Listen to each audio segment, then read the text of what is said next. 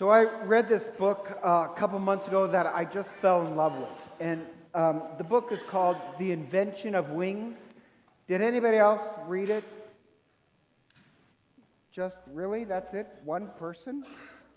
Okay, and a couple good people. It was really a great book. I highly recommend it. And it's a historical fiction. It's based on these three people who actually, it's kind of a true story in a way, three people who actually did live in the United States. And their story is this. It's about the Grimke sisters. And there's a sister, they live in the Deep South during the time of slavery, and they're a white, wealthy family, very wealthy. And one of the sisters, Sarah, she's the oldest. When she turns 13, her gift was that she got to have her own personal slave. Well, she was actually disgusted by the brutality of slavery. So she tried to set her slave free. Her slave was Hattie. Except the legal system wouldn't allow that. You can't have free people. And so there's a great line where it says, "At 13, I was given a slave that I could not set free." And she begins to realize that not only are the blacks enslaved, but actually, even with wealth, all the whites are enslaved as well. They're all part of this very dysfunctional system. And at one point, Sarah, she wants to become this lawyer, and she mentions this to the family. And her brothers and her dad just laugh because, there's nothing more ridiculous than a woman as a lawyer. That's ridiculous. Women are meant really to get married and have children. And her mother tells her to get rid of this idea of becoming a lawyer. She says, "You will marry who you're supposed to marry, or we'll beat it out of you." And Sarah realizes that they're all in some way slaved. And even Hattie, her black slave, says, "They may control my body, but they control your mind." And once she realizes that really, in some ways, all society is really enslaved in this crazy system, that's when, they're all religious, but that's when her religion truly becomes real and profound. And Sarah and her sister, actually, they eventually go up north and they become these abolitionists to free blacks. And not only that, but they also believed everybody has to be set free. Even women have to be treated as equals. Or if not, then we're all slaves. Well, I really love this book because it's called The Invention of Wings, that really you have to be given wings to really fly out of this crazy system. And they find it. But in this odd way, it reminds me of the Virgin Mary. And I know that sounds strange, but it really does. Even the author of this book, she calls Mary Our Lady of the Broken Chains. And I love that because Mary breaks us out into freedom. And that's actually part of my Marian theology. And on the fourth Sunday of every year, on the last Sunday of Advent before we celebrate Christmas, the readings are always about having a Marian spirituality. So what I want to actually offer you is just my kind of version of the Virgin Mary. One of the qualities is that I, too, see her as Our Lady of the Broken Chains. Because think about this. I'm going to explain a little history to you. Is in the first reading with King David, you have to understand, he is king. The kingdom is at its pinnacle. And he has his house of cedar, and he looks over at the Ark of the Covenant, and the Ark of the Covenant is kept in this tattered old tent. And he says, if I get a house of cedar, I'm going to build a palace for God. And basically, God comes back and says, "You're going to build a house for me?" No. God never wanted to be cut off from the people.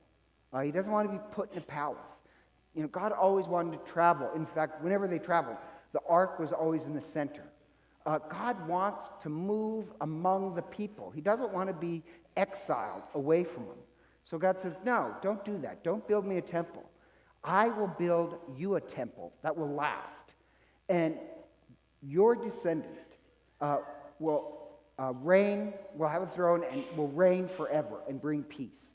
Now, that's a really important promise because the deal is this. No matter how much David messes up, God promises that from the line of David will reign a king that will never end. And that's the Messiah. So they always knew this. But a couple hundred years later, after David, the country becomes so corrupt that God allows the Babylonians to attack. And when the Babylonians attacked, they wiped out the entire country. They leveled Jerusalem. Then they took the inhabitants of Jerusalem in chains back to Babylon as slaves. So, if you were an Israelite, you would think the country's dead and gone. In fact, that's a line that one of the prophets uses. David's father is Jesse, and uses it as a tree, that the line of Jesse's tree has been cut off, but a shoot will spring up from it. A branch will spring up from it. And when the Babylonians attacked Jerusalem, they killed the king and all the king's sons, so that the line of David could not have kings anymore. Now, obviously, that means it's all gone, but the people hoped in this promise. So just imagine if that happened in the United States, that our worst enemy marched into the United States, leveled our cities, and put us in chains and brought us back to their foreign country, Minnesota. We would think the United States has ended. I know that's a joke. But the United States was ended. But they had the promise that the line of David will come back, and that king will reign forever. So the angel Gabriel comes to Daniel. Now you have to know the angel Gabriel is the scariest of angels. Everybody always likes Michael, because Michael is the strongest and he defends the weak. I like Gabriel because he's scary. And Gabriel comes to Daniel, and Daniel is so scared that he basically passes out and throws up 3 times. And the angel has to wake him up and say, come on, you need to know this so that you can guide your people. And so the angel Gabriel, and if I had to paraphrase, has to say, come on, Daniel, man up. And that's the beginning of the exile. Now, the angel Gabriel says a couple important things. One, that the anointed one, the Christ, would set them free, forgive them of sins after 70 times 7 times something else number of years, so hundreds of years. Now, what I'm going to tell you next, if you Google this, you'll get a different answer, but my answer is right. No, I'm serious. It's true. 70 years into the exile, this odd thing happens. This pagan king, Cyrus, from Persia, comes in, and he overtakes the Babylonian, conquers it. And one of the things he allows is that, you slaves, you can go back to your homeland. Now, many of them never did. They just settled where they were. But a small group of the Hebrew came back to Judea to rebuild the country. And just FYI, that's where we get the term Jew. A Jew is somebody who returned to Judah.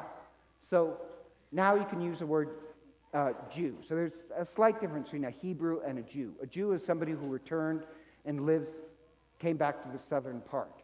But most of the tribes, really, they were scattered to the wind. And I mention that for this reason. After 70 years, they were set free, by Cyrus. So if you look in Google, they'll say the exile, and that's what they call it, the exile lasted 70 years. I don't think so. Because the angel Gabriel said that the anointed one, the Christ, would set them free. Cyrus is not the Christ. And it said there'd be forgiveness of sins. No sins were forgiven. And he said it'd last hundreds of years, not 70 years. And so my point being is that the angel Gabriel appears at the beginning of the exile, and the angel Gabriel appears at the end of the exile. And the end of the exile is what we read today, when the angel Gabriel appears to Mary, and he speaks about the anointed one, the son of David, And so, also, just a little hint, you know how it said, a sprout from the line of Jesse? Well, it says Mary of Nazareth. Nazareth in Hebrew means branch or sprout. Like, if you're paying attention to all the words, you'd realize the exile has come to an end with Mary. And you could say, well, they were free. They were free for those couple hundred years. No, they weren't. They're locked in this crazy system of hatred. Even though they had religion, they were still imprisoned. Because when they come back from exile, the Samaritans, who are half Jewish, they said, we'll help you rebuild your cities and your temples. And the Bible says they received a fist in reply. There's still all this hatred. The world is broken. And the beginning of the exile ending actually is with Mary. Do you get that angel announced at the beginning of it? Gabriel also. Did I lose you on that? So this is what I like about the Marian spirituality. This is part of mine, at least.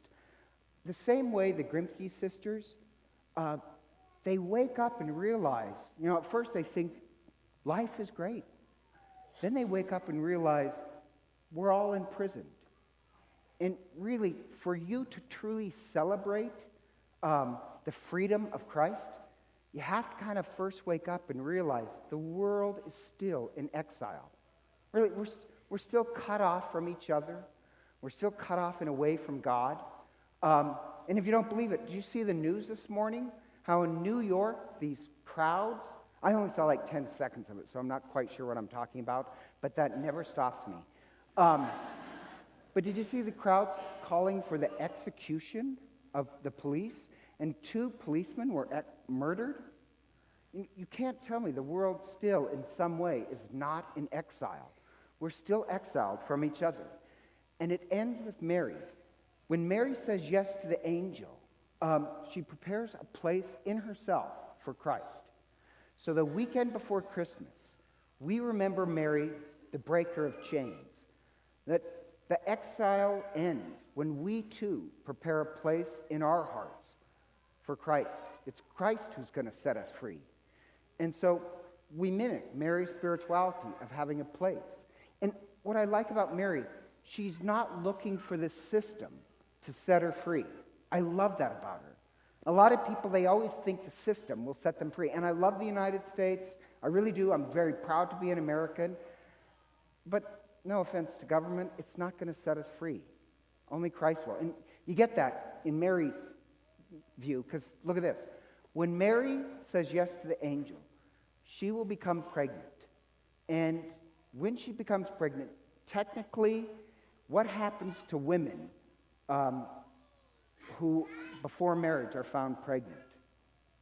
Yeah, if she goes to the priest, what is she going to say to the priest? I swear to God, you should have seen his wings.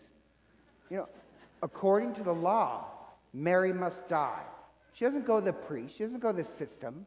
She doesn't even go to Joseph, who's good. I mean, could you imagine how that conversation would work out? Joseph, get that look off your face. I told you it was an angel. Mary doesn't even go there. And the angel Gabriel gives her one key bit of advice for safety. And that is, know that Elizabeth, your kinswoman, she's pregnant because she believes in a God of impossibilities. And what I like about a Marian spirituality, so that's why she heads to Elizabeth, for safety. What I like about a Marian spirituality is just the awareness that in some ways, like the Grimke sisters, you have to realize the world is broken. The world is broken, and how we get freedom really is by preparing a place in our hearts for Christ to dwell. And so this season of Advent in the early church, I love this. It was called the season of the Annunciation. The angel is actually speaking to you. Say yes to God, prepare a place in God, and then, like the Grimke sisters, you'll see Christ in a new way. Like Mary, you'll give reality to Christ. And the problem is, this is just a little problem. When, you turn 50 years old, around then, you start realizing just how messed up the world is. Like, if you're in your 30s, no offense to you people, if you're in your 30s, you're still kind of enjoying life and you know what I mean? You don't quite realize it. But when you turn 50, you start to realize the world is messed up, and it always has been. And if you're not careful, you can become just a bitter old man. I'm preaching to myself. Really, you can. With all the problems in the world, you could lose heart and become bitter. But notice Mary. She rejoices that it is possible to see that the world, or the Grimsky sisters also became incredibly religious. Sarah actually becomes this minister. Instead of losing hope, they become this fountain of joy and celebration. Right? We don't have to be bitter that the world is messed up. With a place in our hearts prepared for Christ, our exile can end, and we can find our way back to each other. But even our souls can still rejoice. And so, on this weekend, I offer you this image that have a Marian spirituality, Mary, the breaker of chains, so that we can truly celebrate our freedom.